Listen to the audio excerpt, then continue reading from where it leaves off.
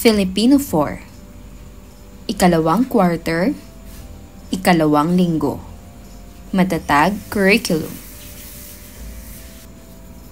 Ang ating paksang aralin ay tungkol sa akdang impormatibo, talambuhay, at ang kaugnay na paksa ay ang tayutay na anonansya.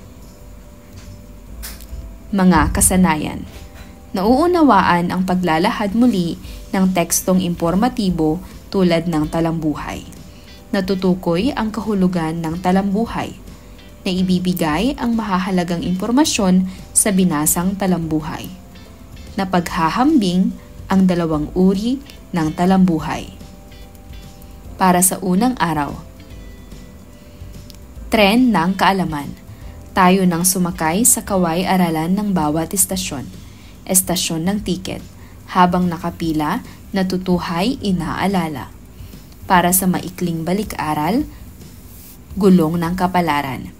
Bibigyan ng index card ng guro ang bawat mag-aaral na may bilang ng 1 hanggang 8. Tumawag ng isang mag-aaral at ipaikot ang gulong ng kapalaran. Kung ano ang bilang na tumapat sa pagpapaikot nito ay ipapasagot ang tanong na nakasaad ayon sa bilang. Una, ang anekdota ay isang uri ng akdang patlang. Pangalawa, ito ay elemento ng anekdota na sa kanya umiikot ang kwento. Ito ay patlang. Pangatlo, elemento ito ng anekdota na naglalarawan kung saan naganap ang kwento. Ito ay patlang. Pang-apat, dagdag pang elemento ng anekdota na nagsasalaysay ng pagkakasunod-sunod na mga pangyayari. Ito ay patlang. Panglima, may 4 na kayarian ang pangalan. Ang payak ay at ang may lapi naman ay patlang. Pang-6, ang tambalang kayarian ng pangalan ay patlang at panghuli ay inuulit na patlang. At pang-7, ano ang kaibahan ng tayutay na anonansya sa tayutay na resonansya? Magbigay ng halimbawa. Ano ang kaibahan ng tayutay na anonansya sa tayutay na aliterasyon? Magbigay ng halimbawa. Ang tayutay na anonansya at aliterasyon ay parehong anyo ng tunog sa panitikan, pero may kaibahan sa kanilang katangian. Ang asonansya ay ang pag-uulit ng mga patinig na tunog sa loob ng isang linya ng tula o pangungusap.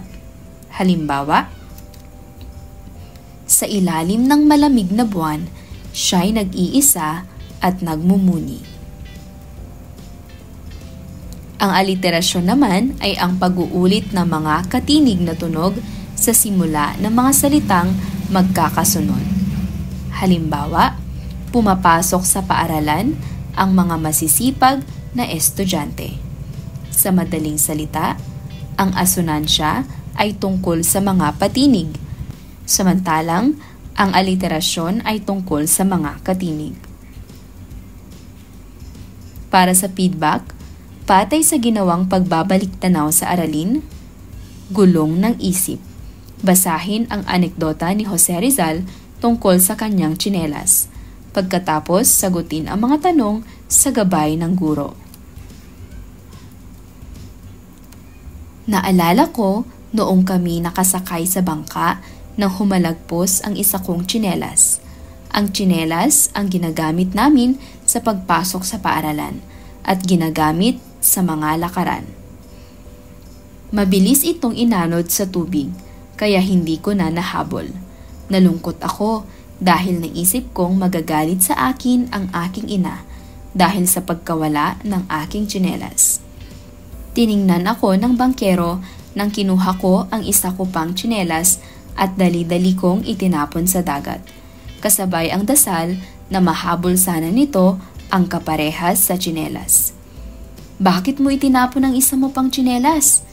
Tanong sa akin ng kasamahan ko sa bangka. Isang tsinelas ang nawala sa akin at walang silbi sa makakakita. Ang isang tsinelas na nasa akin ay wala ring silbi sa akin. Kung sino man ang makakakuha ng pares ng tsinelas ay magagamit niya ito sa kanyang paglakad. Sino ang pangunahing tauhan sa anekdota? Sino pa ang iba pang tauhan? Magaling! Ang pangunahing tauhan ay si Jose Rizal. Ang iba pang tauhan ay ang bangkero at ang kasamahan niya sa bangka. Paano sinimulan ang kwento? Tama!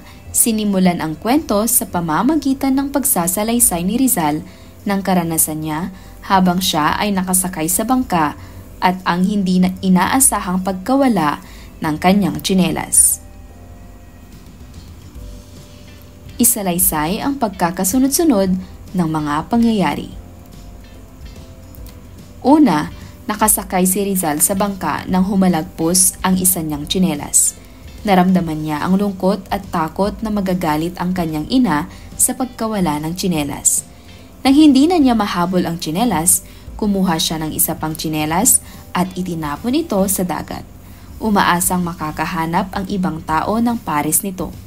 Nagkaroon ng pag-uusap sa pagitan niya at ng bangkero tungkol sa kanyang ginawa. Ano ang naging wakas ng anekdota? Ano ang naging reaksyon ni Jose Rizal nang humalagpos ang isa niyang tsinelas? Ang wakas ng anekdota ay ang pag-unawa ni Rizal na mas makakabuti na itapon ang isa pang tsinelas upang ito ay magamit ng iba, kaysa manatili sa kanya at hindi magamit. Naramdaman niya ang lungkot at pangamba nang humalagpos ang isa niyang tsinelas. Ngunit, nagdesisyon siyang maging mapagbigay.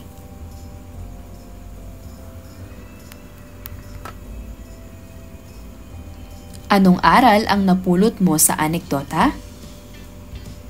Magaling! Ang aral na napulot ko sa anekdota ay ang kahalagahan ng pagiging mapagbigay at ang pag-unawa na may mga bagay na mas mainam na ibahagi kaysa sa itago. Ang pagkawala ng isang bagay ay hindi nangangahulugan ng kawalan. Maaaring ito ay maging kapakinabangan ng iba. Estasyon ng paghihintay. Habang naghihintay sa kaalamay magnilay. Narito ang panghikayat na gawain. Karambolang larawan. Buuin ang karambolang larawan o puzzle. Para sa paglinang sa kahalagahan sa pagkatuto sa aralin, karambolang titik. Ibigay ang mga mahahalagang salita kaugnay ng talambuhay. Isaayos ang mga titik na nasa kaliwang hanay at isulat ang sagot sa patlang. Gawing gabay ang nakasaad sa kanang bahagi ng talahanayan upang masagot ang mga karambolang titik. Una, isang uri ng akdang impormatibo na naglalahad ng mahalagang tala tungkol sa buhay ng isang tao o ng sarili.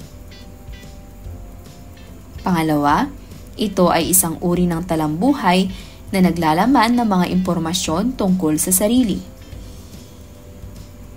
At pangatlo, ito ay isang uri ng talambuhay na naglalaman ng impormasyon tungkol sa ibang tao. Tama! Ang sagot sa unang bilang ay talambuhay. Pangalawa, pansarili. At pangatlo, ibang tao. Para sa paghawan ng bokabularyo sa nilalaman ng aralin, narito ang ating gawain. Karambolang salita. Unawain ang mga salitang ginamit sa teksto.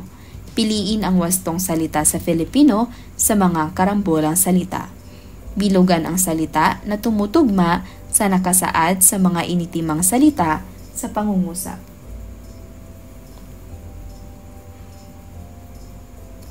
Medicine, doktor, doktora. Si Fe del Mundo ay nag-aaral ng kursong medisina o may kinalaman sa panggagamot. Pediatrician, pediatrics, pediatrician. Nagpakadalubhasa siya sa panggagamot sa mga bata. Attorney, lawyer, abogado. Anak siya ng kilalang abogado na si Bernardo del Mundo. Award, honor, parangal. Marami ang iginawad sa kanya dahil sa kanyang kadalubhasaan sa larangan ng medisina. Para sa ikalawa at ikatlong araw. Estasyon ng pagsakay bilang isa. Habang nakasakay, pag-aaral ay ialay. Kaugnay na paksa bilang isa. Para sa pagproseso ng pag-unawa, may nabasa ka na bang talambuhay ng ibang tao? Kung ikaw ang magsusulat ng iyong talambuhay, ano ang mahahalagang impormasyon ang dapat mong isulat? Para sa paglinang ng konsepto, pagbasa ng talambuhay. Na pinamagatang Super Pinay. Alam mo ba kung sino ang kauna-unahang Asyana at Pilipinang nakatapos ng medisina sa Harvard University?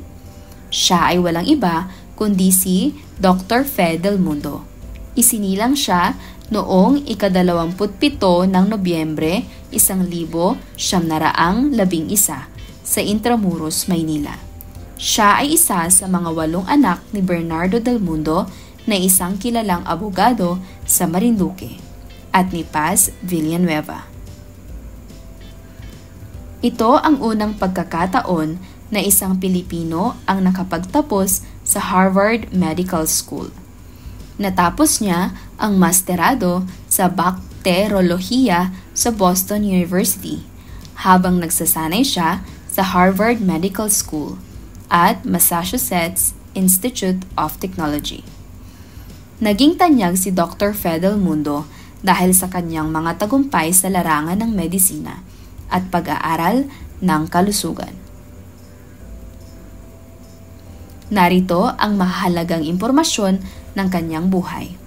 Edukasyon, nag-aral siya ng medisina sa Philippine College of Medicine sa Universidad ng Pilipinas o UP at nagtapos ng may karangalan noong 1933. Pagkatapos nito, siya ay nakakuha ng scholarship na ibinigay ni Pangulong Manuel Quezon at nagpatuloy ng pag-aaral sa Harvard University sa Estados Unidos. Pagsisilbi sa komunidad. Siya ay naging tagapagtatag ng Children's Medical Center sa Quezon City noong 1957.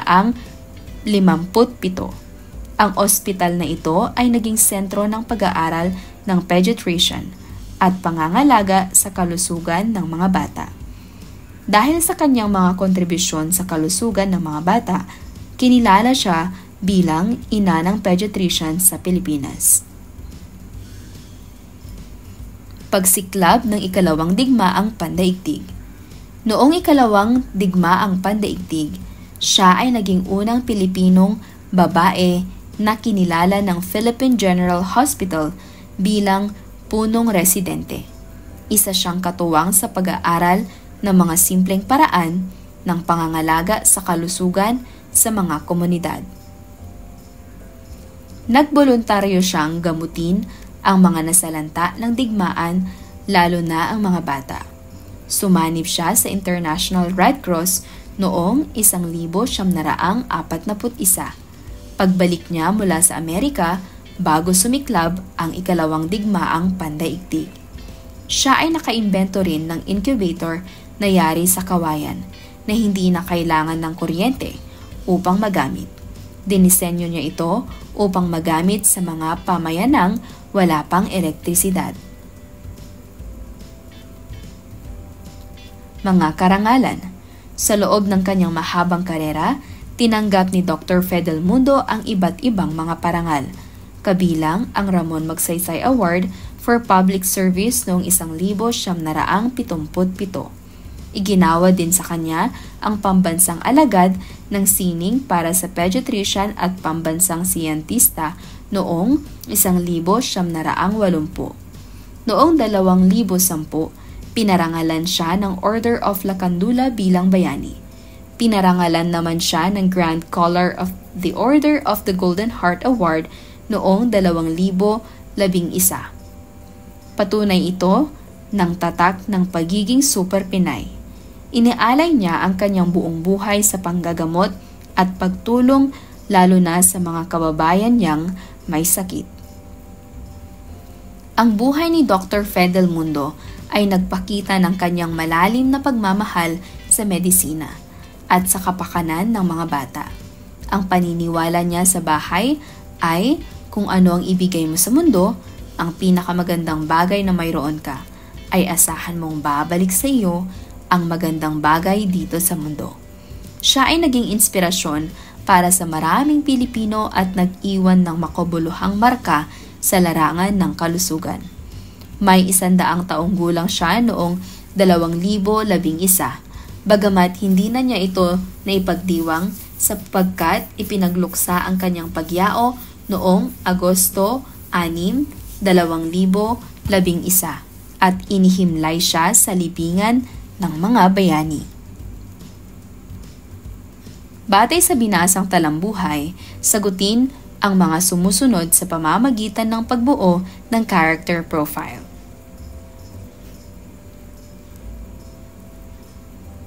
Petsa at lugar ng kapanganakan, mga magulang, lugar kung saan unang nagsanay ng panggagamot, itinatag niya noong 1957. Uri ng talambuhay, buong pangalan, mga karangalan, paniniwala sa buhay, at mga napulot na aral. Para sa paglalapat at pag-uugnay, taklo buo. Bumuo ng 5 mag-aaral sa bawat pangkat. Pumili ng leader sa bawat pangkat. Maghahanda ang guro ng mga tanong na nakasulat sa bawat karton na hugis taklobo upang makabuo ng isang komposisyon ng talambuhay. Pipili lamang ng isang talambuhay ang bawat miyembro. Narito ang mga tanong na nakasaad sa taklobo. Sasagutin ito sa pamamagitan ng pagsulat ng talata. Una, buong pangalan. Pangalawa, petsa ng kapanganakan. Pangatlo, pangalan ng mga magulang. Pang-apat, pangalan ng mga kapatid kung mayroon. Pang-5, paboritong gawin. Paboritong pagkain. Paniniwala sa buhay. Pinakamasayang naranasan. Pinakamalungkot o pinakanahirapang naranasan. Aral na nais ibahagi bilang mag-aaral. Para sa synthesis, pinagyamang pagsasanay o pinalawak, magsaliksik sa internet ng talambuhay ng paborito mong bayani. Isulat ang mahalagang impormasyon tungkol sa kanya.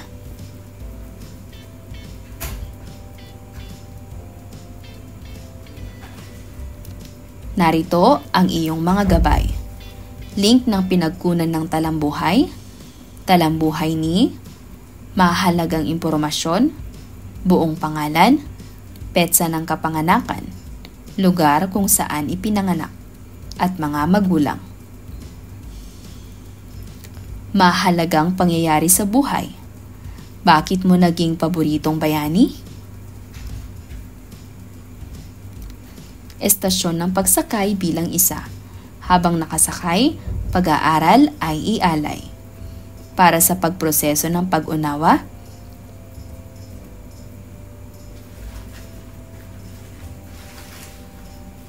narito ang mga 5 pangungusap. Napakabagal mo namang maglakad, tila isang pagong. Ulan sa bubungan. Ang huling hiling ng may hinaing ay humalinghing. Buwan, hulugan mo kami ng 100. Ang wifi ay buhay. Sagutin ang mga tanong na nakasaad at isulat sa patlang ang iyong sagot. Madali mo bang naintindihan ang bawat pangungusap? Bakit? Ano ang napansin mo sa pangungusap? Ano ang tawag mo sa mga ginamit na salita? Para sa paglinang ng konsepto, tayutay na asonansya. Ito ay tumutukoy sa pagkakaroon ng pag-uulit na mga tunog patinig sa magkakalapit na salita. Ito rin ay pagkakahawig ng tunog ng dalawang pantig o ng nagkakalapit na mga salita, bunga ng pagkakatugma ng mga pantig. Halimbawa, mahirap sumaya ang taong may sala. Lahat wagi, walang lugi. Ang pakpak ng uwak ay lumagpak. Ang puting ibon ay lumilipad. Kapag may isinuksok, may madudukot. Tandaan, pansinin ang mga nakadiing sulat sa bawat salita. Ito ay mga tunog patinig na nauulit sa bawat salita. Ito ay tinatawag na tayutay na asonansya. Iba ito sa tayutay na consonants sapagkat ito ay pag-uulit ng mga katinig, ngunit sa huling bahagi. Halimbawa, kahapon at ngayon, tunay na buhay, langhap sarap. Sa makatuwid, ito ay tulad ng tayutay na aliterasyon. Ang tayutay na aliterasyon ay pag-uulit ng mga tunog katinig sa unang bahagi ng salita. Halimbawa nito ay pag-ibig, pananampalataya, at pag-asa. Mura na, masarap pa, at marami pa. Para sa pinatnubayang pagsasanay, taklob buka. Tumawag ng mag-aaral upang bumunot ng papel kung saan nakasulat ang pangungusap. Nakataklob ang papel at kailangang bukahin upang basahin ito sa harap ng klase. Ipatukoy sa mag-aaral kung ano ang mga ginamit na tayutay na asonansya sa binasang pangungusap. Una, siya ay naging inspirasyon sa mga Pilipino.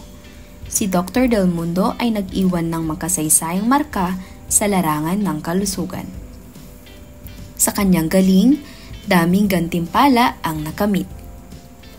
Ayon kay Dr. Del Mundo, kung anong ibigay mo sa mundo, ibabalik niya sa iyo. Tinagurian siyang ina ng pediatrician sa larangan ng medisina. Para sa ika-4 na araw, paglalapat at pag-uugnay. A. Jad. Humanap ng kapareha, bilugan ang mga tayutay assonance sa mga saknong ng tula. Pagkatapos, sumulat ng 2 saknong ng tula. Sa pag-aaral kami magkasama, nag-aambag lagi ng kaalaman. Ang guro'y gabay sa bawat hakbang. Sa ilalim ng silid, kami lumalago. Magkaibigan kami magkakasama. Walang iwanan sa hirap at ginhawa. Sa kwentuhay kami naglalakbay. Sa mundo ng pangarap, kami magkasundo. Para sa synthesis o pinagyamang pagsasanay o pinalawak, sumulat ng 2 saknong ng tula. Sariling tula. Estasyon ng pakikidigma. Sobrang sikip man, dapat may malaman. Para sa babaong pagkatuto, tuklas isip. Isulat ang mahalagang konseptong natutuhan sa talambuhay. Gawing gabay ang simula ng titik sa bawat kahon. Ang talambuhay ay galing sa mga salitang ito ay may 2 uri. Ito rin ay naglalaman ng mahalagang impormasyon tulad ng para sa pagninilay sa pagkatuto, gulong ng pangalan. Ilalagay ng guro ang mga pangalan ng mga mag-aaral sa gulong ng pangalan o wheel of names. Kapag napili ang pangalan ay tatayo ang mag-aaral upang magbigay ng sariling tayutay na assonance. Ang mag-aaral na natawag ang siya namang pipindot sa gulong ng pangalan para magbigay ng susunod na halimbawa. Gawin ito hanggang sa halos lahat ay makasagot. Para sa synthesis o pinagyamang pagsasanay o pinalawak, buuin ang acrostic batay sa mahalagang natutuhan tungkol sa talambuhay.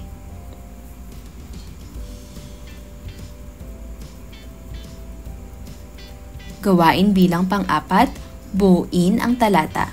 Para sa unang talata, ang buong pangalan niya ay Patlang. Pangalawa, Ipinanganak siya noong Patlang sa Patlang. Pangatlo, tatay niya si Patlang at ina niya si Patlang. Pang-apat, ang kanyang tatay ay dating Patlang. Panglima, siya ay Patlang sa magkakapatid. Ikalawang talata, ang unang kursong natapos niya ay Patlang. Ipinagpatuloy niya ang pag-aaral sa Patlang. Natapos niya ito sa Patlang. Natapos niya ang masterado sa Bakterolohiya sa Patlang. Nagsanay siya sa Harvard University at Patlang. Para sa ikatlong talata, ang mga karangalang natamo niya ay Patlang. Para sa huling talata, naniniwala siya na Patlang. Siya ay yumao noong Patlang. Narito ang mga sagot.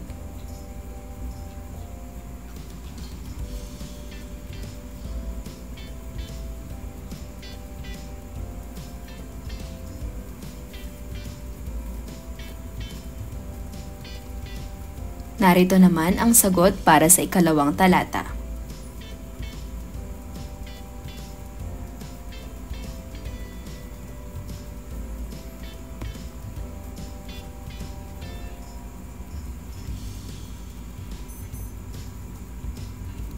Para sa ikatlong talata.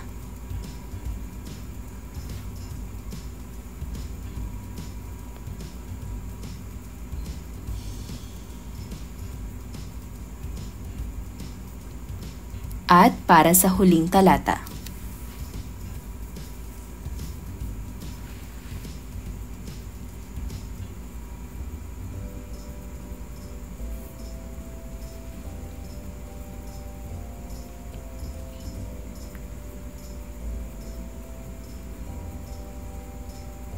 Para sa gawain bilang 4, buuin ang talata.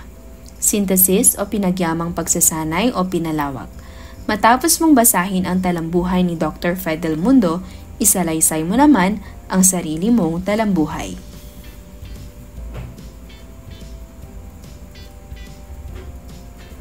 Narito ang rubric sa pagsulat ng talambuhay.